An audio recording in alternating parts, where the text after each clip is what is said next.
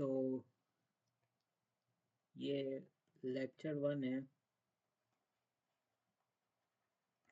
कर्म योग का लेक्चर 1। इसमें लास्ट चैप्टर 2 से ये बात कंटिन्यू होके आ रही है कि चैप्टर 2 में कृष्ण ने बोला था कि पाथ ऑफ नॉलेज एक्सप्लेन किया था अर्जुन को, और पाथ ऑफ एक्शन भी थोड़ा एक्सप्लेन किया था, थोड़ा पाथ ऑफ नॉलेज एक्सप्लेन किया था। तो चैप्टर 2 तो प्री रिक्विजिट था, जो मेन है गीता वो अभी इस चैप्टर से स्टार्ट हो रही है। तो चैप्टर 2 में कृष्ण ने बहुत सारी चीज़ें एक्सप्लेन करी थी, उसी में से कुछ चीज़ें थी पाथ ऑफ नॉलेज,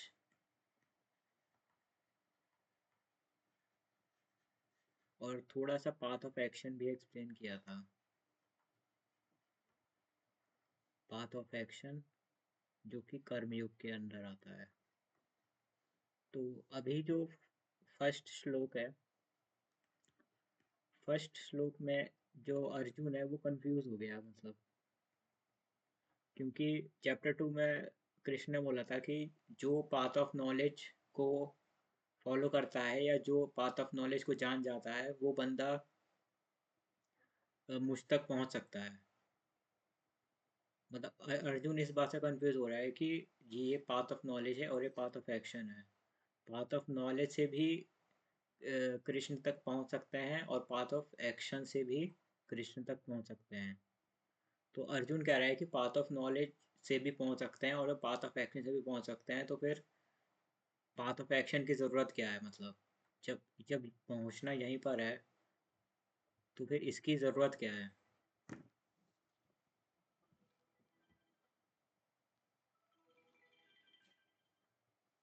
ये एक बहुत इंटरेस्टिंग क्वेश्चन है कि जब एंड गोल एक ही है कि पाथ ऑफ नॉलेज से भी कृष्णा कॉन्शियसनेस तक पहुंच सकते हैं हम, मतलब कृष्णा कॉन्शियसनेस तक पहुंच सकते हैं और पाथ ऑफ एक्शन से भी पहुंच सकते हैं। तो यही क्यों ना कर लें फिर? इसकी इसकी ज़रूरत क्या है? मतलब एक्शन नॉलेज की ज़रूरत क्या है? क्योंकि ये क्वेश्चन इसलिए आ रहा है क्योंकि पाथ ऑफ नॉलेज में कृष्ण ने बोला था कि पाथ ऑफ नॉलेज जो जान जाता है, जो ज्ञान ले लेता है, उस ज्ञान को समझ लेता है डेप्थ में, वो मेरे तक पहुंच सकता है। सिर्फ ज्ञान लेने से भी पहुंच सकते हैं। इसे जन योग कहते हैं कि सिर्फ ज्ञान लेने से ही पहुंच सकते हैं कृष्णा तक। तो फिर अर्जुन कहता है कि फिर जब ज्ञान अब मैंने ले लिया कि आत्मा क्या होती है, ये सब क्या होता है, वो पूरा ज्ञान दिया था चैप्टर 2 में। तो जब ज्ञान सारा ले लिया और समझ भी लिया कि ये होता है, तो फिर मैं तो यहाँ पहुँच गया ना, फिर ज़रूरत क्या है एक्शन करने की? क्योंकि सारा खेल तो अभी लड़ाई होनी है ना। तो वो कह रहा है कि जब मुझे सब पता चल गया तो फिर मैं एक्शन क्यों करूँ? एक्शन की ज़रूरत क्या है फिर? ज़रूरत क्या है फिर? ये क्वेश्चन पूछता है। और सेकंड श्लोक में, और सेकंड और थर्ड को मिला दें तो वो ये पूछता है कि भगवान से पूछ रहा है, मतलब एक तो अपना अपना कन्फ्यूजन प्रकट कर रहा है कि मैं कंफ्यूज हूँ, और फिर उसके बाद पूछ भी रहा है कि कृष्ण से कि आप बताइए कि सही बात क्या है? आप बताओ कि सही बात क्या है? सही बात क्या है? क्या जान लेना ही सही बात है कि एक्शन करना भी सही बात है? कौन सा सही बात है ये भी पूछ रहा है।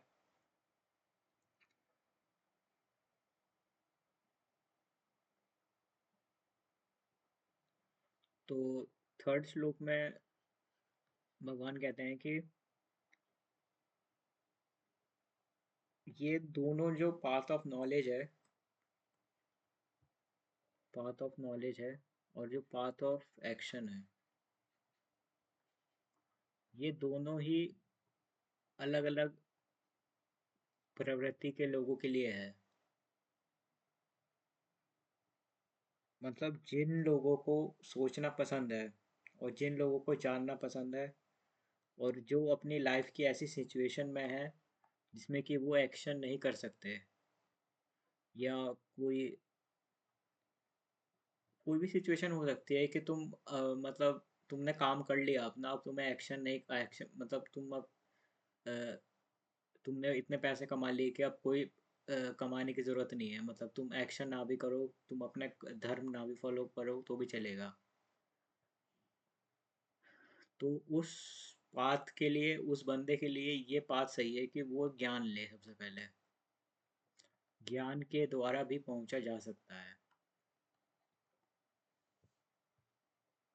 तो पाथ ऑफ नॉलेज उस पर्टिकुलर बंदे पे डिपेंड करता है कि वो बंदा किस तरीके का है, उसकी लाइफ की सिचुएशन क्या है, उसके हिसाब से पाथ ऑफ नॉलेज जो है वो एडवाइस किया गया है कि पाथ ऑफ नॉलेज कब फॉलो करना चाहिए। और फिर उसके बाद आता है पाथ ऑफ एक्शन, जो कि एक्शन करने, मतलब जो कि अपने लाइफ के उस मोमेंट पे है, जैसे कि मतलब 99.9% लोग रहते हैं कि उन्हें मेहनत करनी होती है। तो जो मेहनत करने वालों के लिए है वो 0 से 50 ईयर्स या 60 या 70, जब तक भी वो मेहनत कर पाएगा उसके लिए कर्मयोग है। कि उसके लिए जो कि एक्शन चाहता है वो उसके लिए कर्मयोग है। जो कि ये चाहता है कि वो एक्शन ना करे, उसके पास इतना पैसा है, सब कुछ है कि अब वो इस लाइफ में अपने इस पोजीशन पे है कि वो अब एक्शन ना भी करे तो भी अपना वो भगवान का ज्ञान लेके और भगवान की कॉन्शियसनेस तक पहुंच सकता है। तो उसके लिए ज्ञान, नॉलेज पाथ ऑफ नॉलेज है और इसके लिए पाथ ऑफ एक्शन है। पाथ ऑफ नॉलेज और पाथ ऑफ एक्शन, यहाँ पे के आएगा, पाथ ऑफ नॉलेज। ठीक है। तो आगे, तो इस चीज़ से हमें ये पता चलता है कि जब हम पाथ एक्शन करेंगे कर्मयोग, तो उसमें पाथ ऑफ नॉलेज भी ज़रूरी होती है। ये तो 100% यही कर सकता है, लेकिन जो रियल लाइफ में हम फॉलो करते हैं वो ये होता है कि पाथ ऑफ नॉलेज और पाथ ऑफ एक्शन दोनों ही ज़रूरी होता है, इन फॉर्म ऑफ रेशियो। ऐसा नहीं कह सकते कि आपको सिर्फ एक्ट एक्ट करना है, आपको कोई ज्ञान नहीं है फिर भी एक्ट करे जा रहे हैं, तो उससे कोई फ़ायदा होगा नहीं। और सिर्फ इससे भी फ़ायदा नहीं होगा कि सिर्फ ज्ञान ही है और एक्ट नहीं कर रहे हैं। तो ये दोनों का होना बहुत ज़रूरी है, एक नॉर्मल रेशियो में जो कि बैलेंस्ड रहे, एक बैलेंस्ड रेशियो में इन दोनों का होना बहुत ज़रूरी है।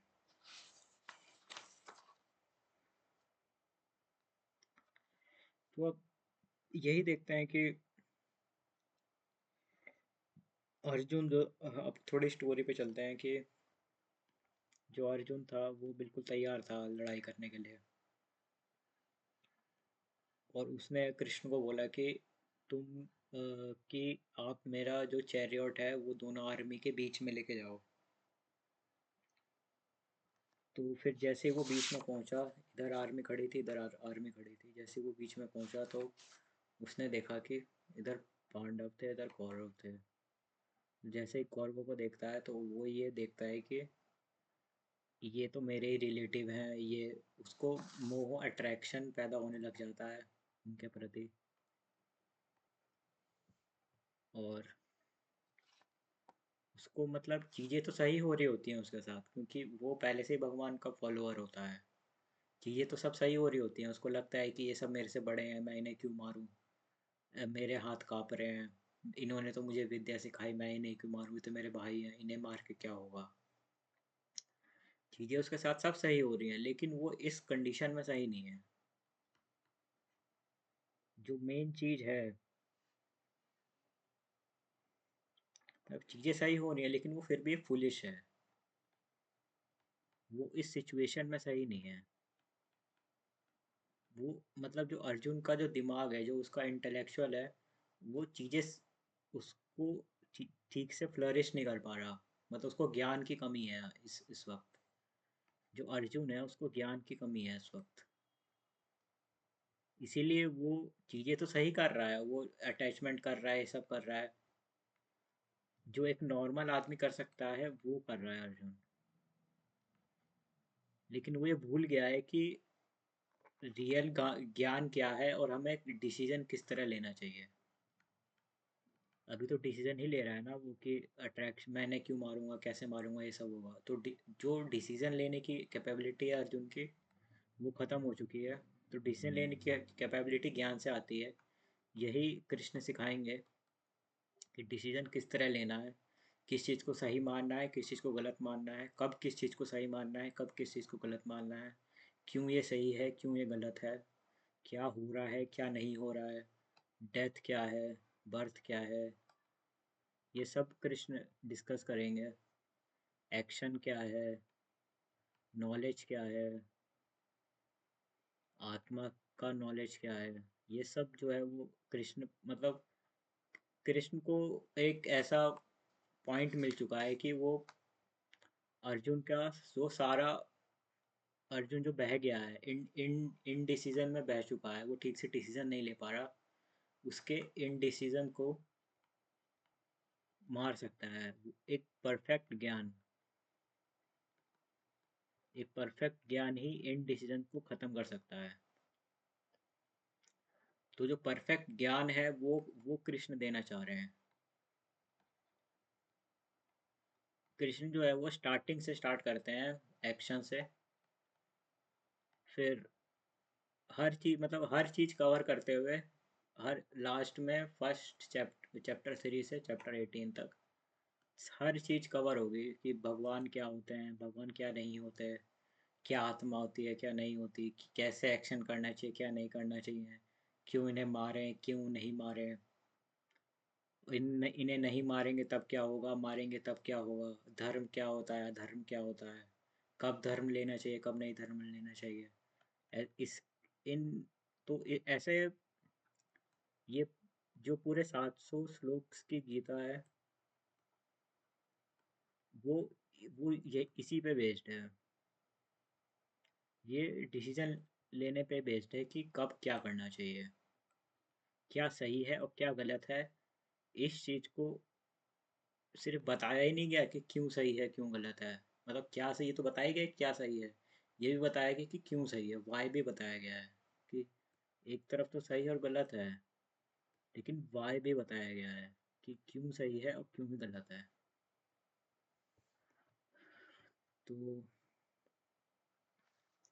जो कृष्ण है वो तो जो अर्जुन है वो, उसने गांडीव जो है जिससे लड़ते हैं वो छोड़ दिया, मतलब जो जिससे वो धनुष मारता था वही उसने छोड़ दिया। तो तब कृष्ण ने उसे अ, ज्ञान देने की स्टार्टिंग करी।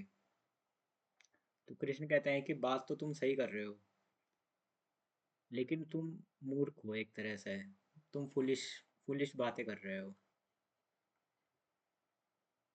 तुम सिचुएशन को ठीक से एनालाइज नहीं कर रहे। और किस तरह एनालाइज करना है सिचुएशन को, वो वो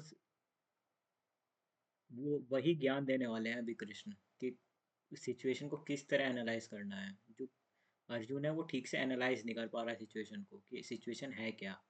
वो बह की बातें कर रहा है, फुलिशनेस दिखा रहा है। तो जो सबसे पहला श्लोक है इसमें, ये चैप्टर 2 में आता है एक्चुअली।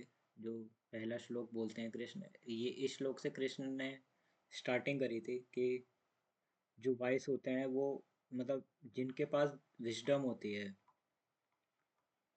विजडम होती है मतलब समझदारी होती है जिसके पास, वो आदमी ना मरे वेले ना मरे मरने, मतलब मरे हुए लोगों के लिए दुखी होता है, और ना ही जिंदा लोगों के लिए दुखी होता है।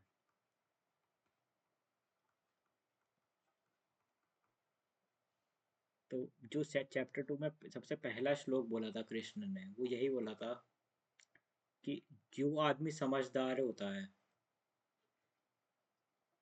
मतलब जो आदमी समझदार होता है, वो आदमी ना मरे हुए के लिए, क्या ना मरे हुए को दुख के लिए दुखी होता है, और ना जिंदा आदमी के लिए दुखी होता है। वो दोनों में एक समान होता है।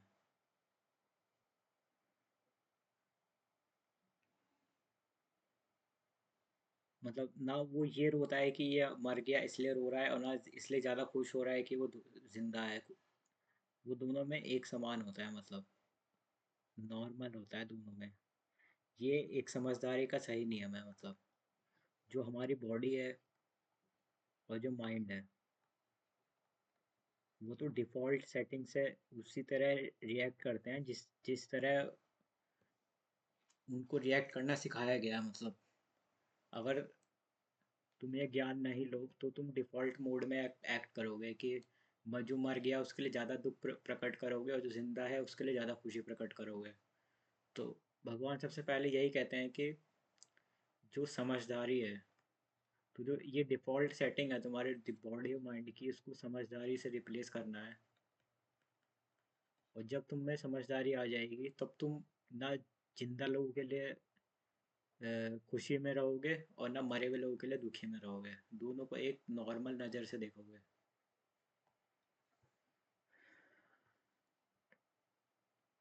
ये थोड़ा रिकैप चल रहा है अभी।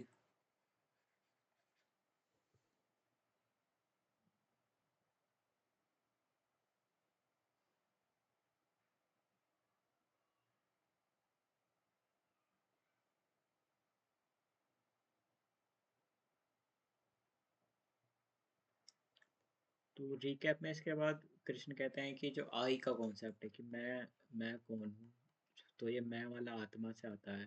फिर आत्मा के 15 से 16 श्लोक देते हैं कृष्ण। इस श्लोक के बाद आत्मा का ज्ञान आता है कि मैं कौन हूँ। मैं ये शरीर हूँ कि आत्मा हूँ। तो श्री कृष्ण कहते हैं कि आत्मा कभी मरती नहीं है। तुम्हें ऐसा लग रहा है कि तुम इनको मार दोगे तो ये लोग मर जाएंगे, लेकिन इनकी सिर्फ बॉडी खत्म होगी, इनकी आत्मा जिंदा रहेगी। तो जितने भी अर्जुन को जो जो भी दुख था, उसको लग रहा था कि वो सामने वाले को मार देगा, सामने वाले ने ही उसको ज्ञान दिया है, वो उन्हें मार कैसे सकता है। तो हर एक एक क्वेश्चन का जो है वो पूरी गीता में श्री कृष्ण ने उस क्वेश्चन को आंसर किया है कि उस वो जो डिफ़ॉल्ट चीज़ें आ रही हैं अर्जुन के दिमाग में, जो अर्जुन है वो डिफ़ॉल्ट चीज़ें आ रही हैं। डिफ़ॉल्ट वो बिहेवियर होता है जिसमें कि जो आदमी एक्ट करता है बिना ज्ञान के, विदाउट नॉलेज,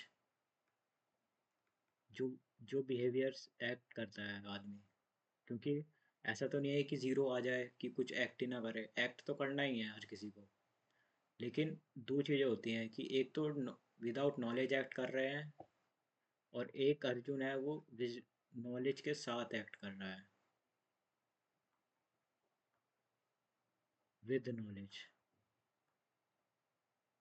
तो अगर वो विद नॉलेज एक्ट करेगा यानी कि समझदारी, तब वो इस तरह एक्ट करेगा, और विदाउट नॉलेज इस तरह एक्ट करेगा। तो जो भगवान है वो यही कह रहे हैं कि तुम इसको छोड़ के इसकी तरफ जाओ, क्योंकि ये पाथ सही है। और यही चीज होती है जो कि एक ए पर्सन को बी पर्सन से मतलब डिफरेंशिएट करती है।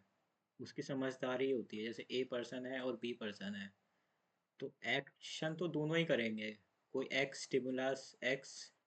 स्टिमुलस आया, उसमें ये भी रिएक्ट करेगा और ये बंदा भी रिएक्ट करेगा same same same x stimulus पे।